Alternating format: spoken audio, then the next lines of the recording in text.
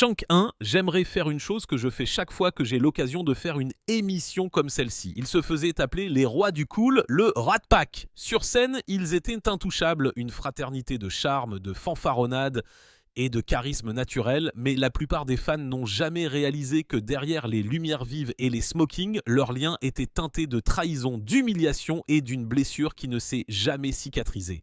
Sammy Davis Jr. a fait un choix qui allait tout changer. Une seule décision si explosive qu'elle a ébranlé Hollywood et divisé le Rat Pack de l'intérieur. Comment une fraternité construite sur la loyauté et l'amitié a-t-elle pu s'effondrer comme elle l'a fait ? Et pourquoi Sammy Davis, la star qui semblait intouchable, portait-il la blessure la plus profonde de tous ? À l'intérieur du Rat Pack. Quand les gens pensent au glamour hollywoodien classique, un nom vient immédiatement à l'esprit. Le Rat Pack. Pour le public des années 1960, ils étaient le symbole ultime du cool. Un groupe d'hommes qui semblaient intouchables, toujours entourés de lumière vive, de sales combles et d'un air de charme naturel. Apparence, ils ressemblaient au cercle d'amis le plus soudé de l'industrie du divertissement. Mais derrière cette image soigneusement construite, la réalité était bien plus compliquée. Leur lien n'était pas toujours aussi inébranlable qu'il y paraissait. Et pour Sammy Davis, certaines des fissures à l'intérieur du groupe étaient non seulement choquantes, mais aussi profondément personnelles. L'histoire du Rat Pack a commencé de manière informelle à la fin des années 1940 dans la maison de l'acteur légendaire Humphrey Bogart et de sa femme, l'actrice Lauren Bacall, dans les collines d'Hollywood. Bogart était au centre d'un cercle d'étoiles qui appréciait les fêtes nocturnes, les conversations arrosées d'alcool et le genre de réunions sociales exclusives qui définissaient l'âge d'or d'Hollywood. C'est Bacall qui, après être entré dans l'un de ces rassemblements tapageurs, aurait qualifié le groupe de Rat Pack, et le nom est resté. Au début, le Rat Pack n'était pas une question de spectacle organisé ou de branding, c'était simplement un surnom pour les amis de Bogart qui aimaient boire, jouer et sortir tard. Mais après la mort de Bogart 1967, le Rat Pack a commencé à évoluer vers quelque chose d'entièrement différent. Frank Sinatra, qui avait été l'un des amis les plus proches de Bogart, a hérité du leadership informel du groupe.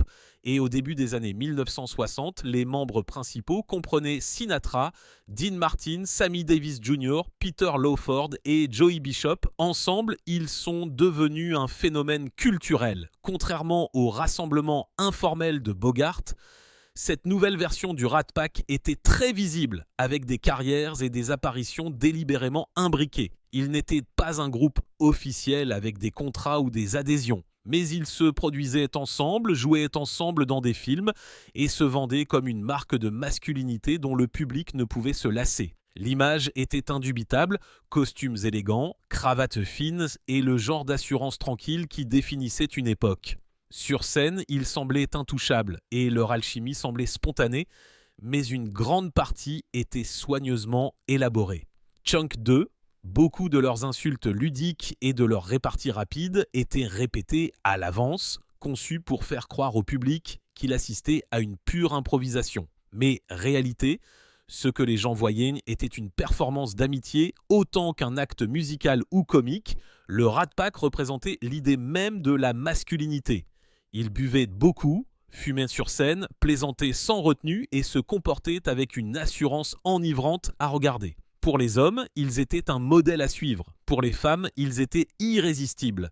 Et pour Las Vegas, ils étaient un rêve marketing. L'arrivée officielle du groupe tant que force culturelle s'est faite avec le film Ocean's 11 de 1960. Le film de braquage n'était pas qu'un simple film, c'était une déclaration. Sinatra, Martin, Davis Jr., Lawford et Bishop ont transposé leur camaraderie sur scène au grand écran, créant un mélange de musique, de comédie et de drame qui ne ressemblait à rien d'autre à l'époque. Bien que les critiques ne l'aient pas considéré comme un chef-d'œuvre, le public s'en fichait. Le film a capturé le personnage du Rat Pack mouvement, élégant, intelligent et impossible à ignorer. Après Ocean's 11, ils sont apparus dans d'autres films qui ont renforcé leur identité de groupe et étaient des extensions de leur marque. Les spectateurs allaient au cinéma non seulement pour voir un film, mais pour voir le Rat Pack être le Rat Pack. Même si les scénarios étaient oubliables, leur dynamique à l'écran était la véritable attraction. Mais ce n'est pas seulement Hollywood qui a cimenté leur statut, c'est Las Vegas. À l'époque, Las Vegas était encore à ses débuts tant que terrain de jeu de l'Amérique et le Rat Pack a contribué à définir ce que la ville allait devenir. Leurs résidences ont attiré des foules immenses, remplissant les casinos non seulement de fans ordinaires, mais aussi de célébrités, de politiciens et même de gangsters. Leurs spectacles à l'hôtel Sands particulier sont devenus légendaires. Les personnes assez chanceuses pour obtenir un billet savaient qu'elles assistaient à un événement culturel. Le public ne savait jamais quel membre pourrait se présenter à l'improviste pour rejoindre les autres sur scène. Et ce sentiment d'imprévisibilité n'a fait qu'accroître l'attrait. Les spectacles de Vegas étaient le terrain de jeu du Rat Pack.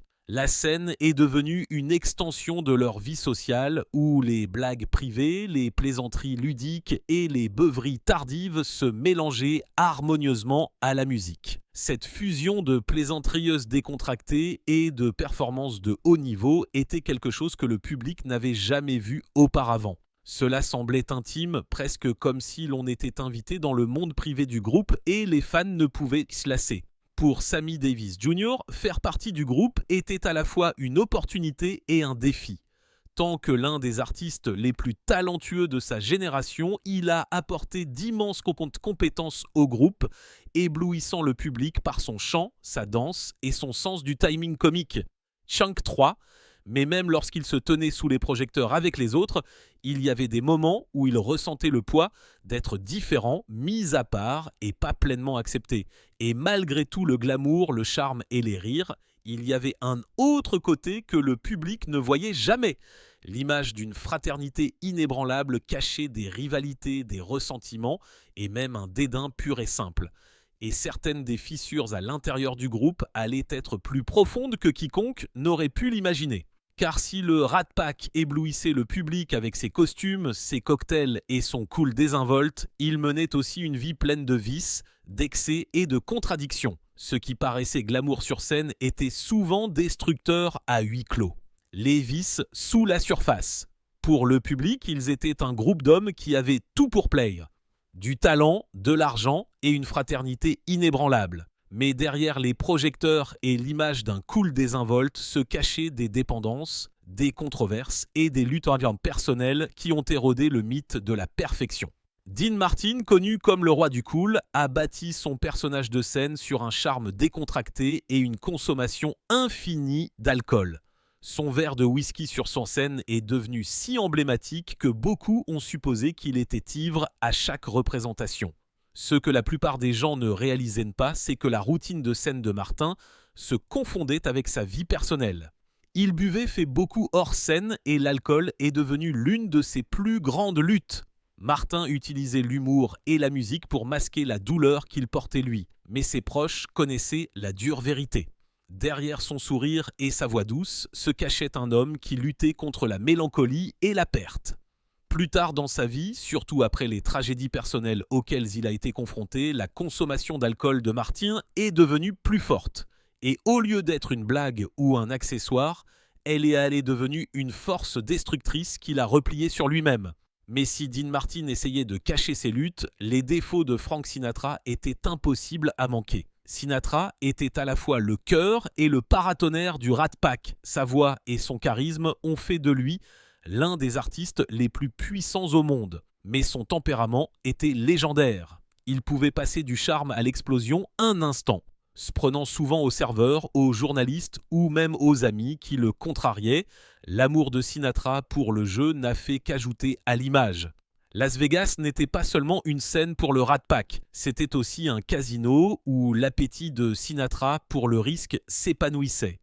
Il était connu pour miser d'énormes sommes d'argent une seule nuit. Parfois, il gagnait gros et d'autres fois, il perdait de façon spectaculaire. Pour Sinatra, le jeu était une question d'adrénaline, de pouvoir et de contrôle. Chunk 4. Mais ses habitudes l'ont également mis contact avec des personnalités qui ont jeté de longues ombres sur sa réputation. Bien que Sammy Davis Jr. ait souvent été le membre le plus énergique du groupe, il n'était pas à l'abri des tentations les plus sombres qui les entouraient. Plus tard dans sa vie, Davis Jr. a développé une dépendance à une substance illicite qui a déferlé sur l'industrie du divertissement dans les années 1970 et 1980. Bien qu'il ait bâti une carrière sur une énergie et un talent de spectacle incessant, la substance semblait offrir de l'endurance et de l'évasion. Et comme tant d'autres, il s'est finalement retrouvé pris dans le cycle de la dépendance, payant un lourd tribut aux pressions et aux attentes que la célébrité avait fait peser sur lui. Au-delà de leur dépendance personnelle, la réputation du Rat Pack était assombrie par les fréquentations qu'ils entretenaient sur des hits. Au centre de cela se trouvait Frank Sinatra et ses prétendues relations avec le crime organisé. Ses amitiés avec des figures notoires de la mafia, particulier le patron de Chicago Sam Giancana, sont devenues le sujet d'interminables spéculations. Les apparitions de Sinatra avec des mafieux étaient bien documentées. Et bien qu'il ait nié être impliqué dans des activités criminelles, les associations étaient impossibles à ignorer. Ces liens étaient non seulement une source de fascination pour les tabloïds, mais aussi une responsabilité. Lorsque le Rat Pack se produisait à Las Vegas, de nombreux casinos étaient financés par l'argent de la mafia et les relations de Sinatra brouillaient la frontière entre artistes et initiés. Pour les critiques, ces liens avec la mafia faisaient de lui une figure dangereuse dont le pouvoir s'étendait bien au-delà de la scène. La place de Peter Lawford dans le Rat Pack était différente. Alors que Sinatra et Martin dominaient la scène, la véritable valeur de Lawford résidait dans ses relations politiques. Tant que beau-frère du sénateur John F. Kennedy, Lawford a donné au Rat Pack un lien direct avec la politique américaine au plus haut niveau. Pendant un certain temps, cette association a été un outil puissant. Les performances et l'image du groupe ont acquis une couche d'influence qui allait bien au-delà du divertissement. Mais les liens politiques ont également apporté des tensions. Au fur et à mesure que la présidence de Kennedy progressait, la Maison-Blanche s'est méfiée des associations de Sinatra avec la mafia. Lawford, pris entre la loyauté envers sa famille et la loyauté envers ses amis, est devenu la cible de ressentiments. Sinatra s'est senti trahi lorsque Kennedy a choisi de prendre ses distances et il a blâmé Lawford. Malheureusement, ce qui avait commencé comme un lien qui a élevé l'influence du groupe s'est finalement transformé l'une des fractures les plus profondes de leur fraternité. Au-delà des retombées politiques, Peter Lawford avait ses propres démons. Bien qu'il ait été un acteur raffiné et qu'il ait fait partie de la royauté hollywoodienne, il était également proie à des dépendances. L'alcool et les substances illicites ont commencé à prendre le dessus sur sa vie et sa carrière autrefois prometteuse a décliné progressivement. Après avoir été effectivement exilé du Rat Pack, les luttes de Lawford n'ont fait que s'aggraver. Ce qui avait été une vie de glamour et de pouvoir s'est transformé en une spirale descendante marquée par des mariages ratés, des difficultés financières et une santé déclinante. Chunk 5. À la fin de sa vie, Lawford était une figure tragique dont on se souvenait moins pour son talent que pour son potentiel gâché. Pour Joey Bishop, l'humour du Rat Pack se faisait souvent à ses dépens. Il était le souffre-douleur désigné, celui qui préparait le terrain pour que Sinatra, Martin ou Davis Jr. puissent sortir les blagues. Bien que Bishop ait été un comédien talentueux à part entière, il se sentait souvent mis à l'écart. Les projecteurs s'attardaient rarement longtemps sur lui et derrière les sourires, il ressentait du ressentiment d'être traité comme une pensée secondaire. Le rôle de Bishop dans le groupe était nécessaire, mais ingrat. Il était la colle qui maintenait leur timing comique ensemble. Pourtant, il n'a jamais reçu la même adoration ou la même reconnaissance que les autres. Cette frustration a persisté pendant des années et lors d'interviews ultérieures, Bishop a clairement indiqué que le fait d'être éclipsé avait laissé une marque. Les luttes personnelles de Dean Martin sont allées au-delà de l'alcool. Bien qu'il ait été un artiste né, il portait également une douleur silencieuse qui s'est accentuée après la mort de son fils, Paul Martin, dans un accident d'avion 1987. Bien que cela se soit produit des années après l'âge d'or du Rat Pack, Cela reflétait la tendance de Martin à se retirer émotionnellement face à la tragédie. Au fil des ans, son charme est devenu plus un masque qu'une réalité, faisant de lui un homme profondément affecté par la perte, mais utilisant le détachement comme bouclier. Le Rat Pack a peut-être défini une époque de faste et de glamour, mais leur vie hors scène était loin d'être parfaite. Et pour Sammy Davis Jr., ces vérités plus sombres étaient plus que de simples bruits de fond. Elles ont croisé ses propres batailles d'une manière qui allait laisser des cicatrices durables. Les luttes de Sammy Davis Jr., l'histoire de Sammy Davis Jr. au sein du Rat Pack a toujours été différente des autres. Il était non seulement l'un des artistes les plus doués de son époque, mais aussi l'un des plus accablés. Son talent était indéniable. Il pouvait chanter, danser, jouer et faire rire le public avec la même aisance. Mais le chemin qu'il a emprunté était semé d'obstacles auxquels ses collègues membres du Rat Pack n'ont jamais eu à faire face.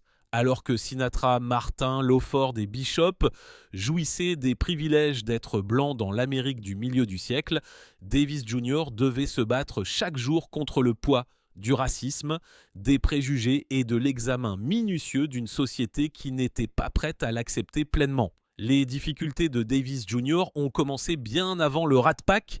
Pendant la Seconde Guerre mondiale, il a été enrôlé dans l'armée américaine où il a servi dans une unité intégrée. Mais l'intégration NOM ne signifiait pas l'acceptation dans la réalité. Il a été confronté à un racisme incessant de la part de ses camarades et soldats, y compris des mauvais traitements physiques et verbaux, simplement à cause de la couleur de sa peau. Sammy connaissait déjà la piqûre de la discrimination. Mais l'armée était un rappel brutal de la profondeur de l'enracinement du racisme dans la vie américaine. Pourtant, même dans ces conditions, il s'est tourné vers le divertissement comme une bouée de sauvetage. Chunk 6. Il s'est produit devant les troupes, utilisant son talent à la fois comme armure et comme évasion. C'est là, dans certaines des conditions les plus difficiles de sa jeunesse, qu'il a commencé à réaliser que ses dons pouvaient désarmer la haine, même si ce n'était que temporairement. Dans les années 1950, l'étoile de Davis Jr. a commencé à briller avec ferveur. Il est devenu une sensation à Broadway, prouvant que son talent pouvait briller aussi fort sur scène que dans les boîtes de nuit. Au même moment, ses disques ont grimpé dans les charts et sa polyvalence tant qu'artiste l'a distingué de presque tous les autres dans le métier. Mais même si la gloire l'a embrassé, les préjugés ne l'ont jamais quitté. Alors que ses collègues pouvaient réserver des chambres dans des hôtels de luxe, Davis Jr. était souvent confronté à la ségrégation. Dans certains lieux, il était forcé d'entrer par la porte de derrière, ou il n'était pas autorisé à séjourner dans les mêmes hôtels où il se produisait. Il pouvait être la tête d'affiche d'un spectacle à Las Vegas et se voir refuser l'entrée au casino par la suite. Ces contradictions ont défini sa carrière, créant une division amère entre son succès public et son humiliation privée. 1954, Davis Jr. a failli perdre la vie dans un terrible accident de voiture. Il a perdu son œil gauche dans l'accident, un rappel physique qui resterait avec lui pour toujours. Mais de la tragédie, une profonde transformation spirituelle. Pendant sa convalescence, Davis Jr. a étudié le judaïsme. Attiré par ses enseignements et son sens de la résilience face à la persécution, il s'est finalement converti, trouvant dans la foi juive un nouveau sens de l'identité et de l'appartenance. Cependant, cela a ajouté une autre couche de complexité à sa personnalité publique. Malgré son talent extraordinaire et sa popularité croissante, Davis Jr. était constamment rappelé à sa différence. Sur scène, il utilisait souvent l'humour pour désamorcer les tensions raciales, se moquant des stéréotypes et se penchant sur les blagues que le public attendait. Mais ce qui ressemblait à une confiance naturelle masquait souvent une douleur privée. La pression d'être le seul membre noir du Rat Pack était immense.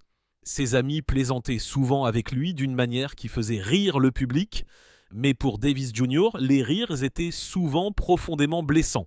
Il portait le lourd fardeau d'être à la fois inclus et exclu même temps. Célébré pour son talent, mais jamais pleinement accepté comme égal, l'un des moments les plus controversés de sa carrière est survenu 1972, lorsque Sammy Davis a publiquement embrassé le président Richard Nixon lors de la Convention nationale républicaine.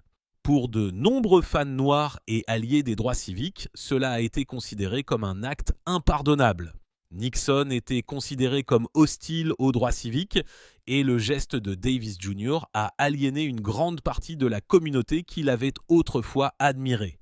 L'étreinte était censée être un signe de patriotisme et de bonne volonté, mais la réaction a été rapide et sévère. Il s'est retrouvé critiqué, ridiculisé et même ostracisé par certaines des personnes même qu'il avait longtemps espéré inspirer. Chunk 7. Si l'étreinte de Nixon a divisé ses fans, son mariage avec l'actrice suédoise May-Britt 1960 a provoqué une tempête encore plus grande. Le mariage interracial était encore tabou dans une grande partie de l'Amérique et Davis a dû faire face à une avalanche d'indignation publique. Il a commencé à recevoir des messages effrayants par la poste et la presse a traité leur union comme scandaleuse. Bien que le mariage ait été une question d'amour, pour le public, il est devenu un point de tension dans la bataille court sur la race. Les conséquences de son mariage se sont étendues au-delà des menaces personnelles. Lorsque John F. Kennedy a été élu président, Davis Jr., qui avait fait campagne pour lui, s'attendait à être invité à l'investiture dans le cadre du Rat Pack. Mais par crainte que son mariage interracial n'irrite les électeurs du Sud, l'invitation de Davis Jr. a été retirée. Il avait tant donné à son art et à ses amitiés, et pourtant il a été confronté à une humiliation si écrasante. Il n'a pas seulement été exclu d'un événement politique, il a été exclu de l'histoire et mis de côté à cause de celle qu'il a aimée. La piqûre de ce rejet l'a accompagné pour le reste de sa vie. Mais cet événement déchirant n'a pas seulement blessé Sammy Davis personnellement, il a exposé de profondes fractures au sein du Rat Pack lui-même. Ce qui aurait dû être un triomphe pour le groupe est devenu un tournant où la loyauté, la politique et les préjugés se sont heurtés d'une manière qui allait changer leur fraternité à jamais. Des fissures dans la fraternité. Lorsque Sammy Davis Jr. a été exclu de l'investiture de Kennedy, cela a marqué un tournant. Le silence des membres du Rat Pack qu'il considérait comme ses frères a rendu le rejet encore plus profond, l'amenant à remettre question la loyauté de ses proches. Peter Lawford, qui n'était pas seulement le beau-frère de Kennedy, mais aussi le lien du Rat Pack avec la Maison-Blanche, ne l'a pas défendu. Pour Davis Jr., c'était la trahison ultime. Lawford, qui aurait pu s'exprimer, a choisi de protéger ses liens familiaux. Leur amitié ne s'est jamais remise. Et à partir de ce moment-là, Davis Jr. a regardé Lawford différemment, comme quelqu'un qui l'avait abandonné quand cela comptait le plus. L'amertume entre eux a persisté pendant le reste de leur vie et leur lien autrefois étroit a disparu à jamais. Mais il n'y avait pas que Lawford. La relation de Frank Sinatra avec Davis Jr. était peut-être la plus compliquée de toutes. D'une part, Sinatra a donné à Davis Jr. des opportunités qui ont contribué à élever sa carrière. Il l'a invité à faire partie du Rat Pack, à partager des scènes avec lui et à utiliser son influence pour ouvrir des portes qui seraient restées fermées autrement. À bien des égards, l'amitié de Sinatra a offert à Davis Jr. un niveau de visibilité qu'il n'aurait pas pu atteindre seul. Pourtant, cette amitié a toujours été teintée de contradictions. Chunk 8, Sinatra, avec sa personnalité effrontée et son besoin de dominer chaque pièce, se moquait souvent de Davis Jr. public. Sur scène, les blagues raciales étaient incessantes, le public riait, Sinatra riait et Davis Jr. riait aussi. Parce que quel choix avait-il vraiment ? Rétorquer aurait brisé l'illusion de leur camaraderie et risqué d'aliéner l'homme, même qui avait une telle emprise sur sa carrière. La douleur n'était pas seulement dans les blagues, elle était dans les choix de Sinatra. Lorsqu'il a été forcé de choisir entre Kennedy et Davis Jr., Sinatra a choisi Kennedy.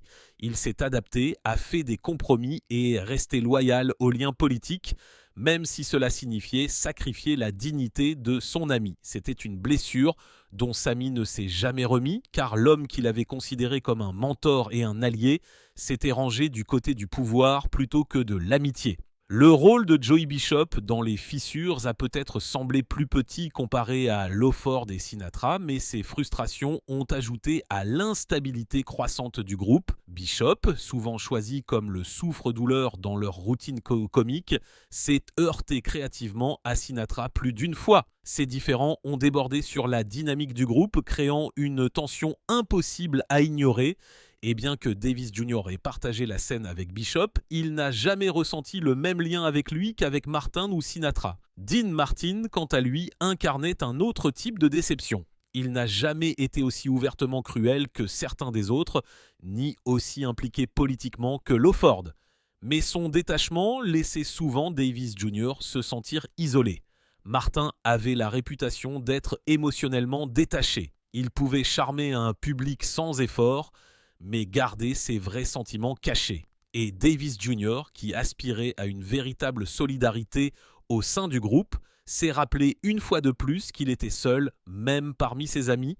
Dans les moments où il avait besoin de soutien, Martin l'offrait rarement. Sa tendance à se retirer et à éviter la confrontation a laissé Davis Jr. sans la réassurance dont il avait envie.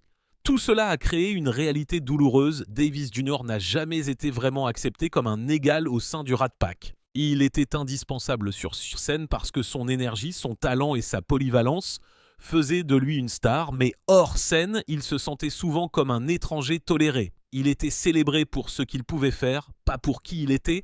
L'élite blanche qui l'entourait a peut-être applaudi ses performances, mais l'acceptation est toujours venue avec des conditions.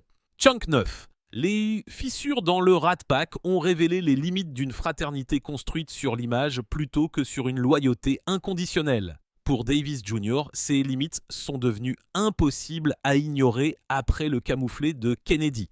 Ce n'était pas seulement qu'il avait été exclu d'un moment historique, c'était que ses amis, les hommes même qui se présentaient comme inséparables sur scène, ne l'ont pas soutenu.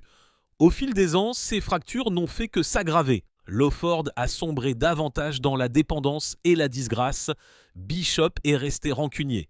Martin s'est retiré, Sinatra a continué à dominer, mais l'ombre de ses choix a pesé lourdement. Et Davis Jr. a porté les cicatrices de tout cela, contraint de concilier son amour de la scène avec la certitude que la fraternité à laquelle il avait autrefois cru était réalité bien plus faible qu'elle n'y paraissait. Et pourtant, malgré tout, l'histoire de Davis Jr. avec le Rat Pack n'était pas terminée. Des années plus tard, ils se retrouveraient à nouveau attirés dans leur orbite. Contre toute attente, il a essayé de raviver la magie et de retrouver l'étincelle qui avait fait d'eux des icônes. Cependant, le retour a été bien plus compliqué que le mythe. La tentative de retour. À la fin des années 1980, le Rat Pack n'était plus la force irrésistible qu'il avait été autrefois. Le monde avait changé, Las Vegas avait changé et les hommes eux-mêmes aussi, mais la mythologie du groupe est restée puissante et il y avait toujours un désir de les revoir ensemble. 1988, Frank Sinatra, Dean Martin et Sammy Davis ont tenté de retrouver leur ancienne magie avec une tournée de retour. Sur le papier, cela ressemblait à un rêve. 3 des membres les plus emblématiques du Rat Pack revenant sur scène, ramenant le glamour d'une époque que le public se souvenait avec nostalgie. Mais réalité, le retour a révélé à quel point la fraternité était fracturée. Dès le début, Dean Martin a semblé distant. Des années de forte consommation d'alcool, de pertes personnelles et de santé déclinante ont eu des conséquences. Il était imprévisible sur scène, parfois désengagé et à d'autres moments visiblement mal à l'aise. Le charme qui semblait autrefois naturel apparaissait maintenant forcé. Le public applaudissait toujours, mais il était clair que le cœur de Martin n'y était pas. Peu de temps après, il a quitté la tournée, incapable ou peu désireux de continuer. Son départ a été à la fois un coup dur pour la tournée et un rappel symbolique que l'unité du Rat Pack avait disparu depuis longtemps. Sammy Davis Jr., quant à lui, menait ses propres batailles. Chunk 10. Il était toujours l'artiste accompli, donnant toute l'énergie qu'il avait sur scène, mais derrière le rideau, son corps le lâchait. Des années de dépendance l'avaient épuisé, et pire encore, il allait bientôt être confronté à la réalité dévastatrice d'un cancer de la gorge. Pendant la tournée, il s'est produit avec une force remarquable, masquant sa douleur, mais ses proches connaissaient la lutte qu'il endurait. Frank Sinatra a été laissé pour porter une grande partie du poids. Toujours le leader, toujours la présence dominante, il a poussé vers l'avant. Mais même lui ne pouvait pas maintenir le retour ensemble sans Martin et avec Sammy Davis traversant des moments difficiles. Le groupe était l'ombre de ce qu'il avait été autrefois, ce qui avait commencé comme une célébration nostalgique de l'amitié et de la musique est devenu un symbole douloureux du passage du temps et des fractures qui ne pourraient jamais être entièrement réparées. Dans les années qui ont suivi, le rideau s'est lentement refermé sur chaque membre du Rat Pack. Peter Lawford, longtemps brouillé et disgracié, était déjà mort 1984, sa carrière et sa santé détruites par la dépendance. Sammy Davis Jr. a été le prochain à partir, décédant 1990 à l'âge de 64 ans. Sa vie brillante a été abrégée par le cancer. Dean Martin a suivi 1995. Ces dernières années ont été marquées par l'isolement et un chagrin silencieux. Frank Sinatra, le leader qui avait autrefois dirigé le groupe avec un charisme inégalé, est décédé 1998. Joey Bishop, le dernier membre survivant, leur a survécu à tous, décédant 2007. À la fin, le Rat Pack n'était plus qu'un souvenir, une photographie noir et blanc et une collection de films, de disques et d'histoires qui ont défini une époque. Ils avaient été les rois de Las Vegas, les visages du glamour hollywoodien et les symboles du cool masculin. Mais derrière les smokings, les cocktails et les plaisanteries acerbes se cachaient des amitiés brisées, des égos meurtris et une douleur enfouie. Les fissures que Sammy Davis Jr. avait si profondément ressenties ne se sont jamais vraiment cicatrisées et leur tentative de retour n'a fait que révéler que la magie du Rat Pack appartenait au passé. Que pensez-vous ? Sammy Davis Jr. a-t-il été traité injustement par ses camarades du Rat Pack ? Dites-le nous dans la section des commentaires ci-dessous. Si vous avez aimé cette vidéo, n'oubliez pas de cliquer sur la vidéo suivante sur votre monde d'écran, d'aimer cette vidéo et de vous abonner à notre chaîne pour plus de mises à jour lourdes.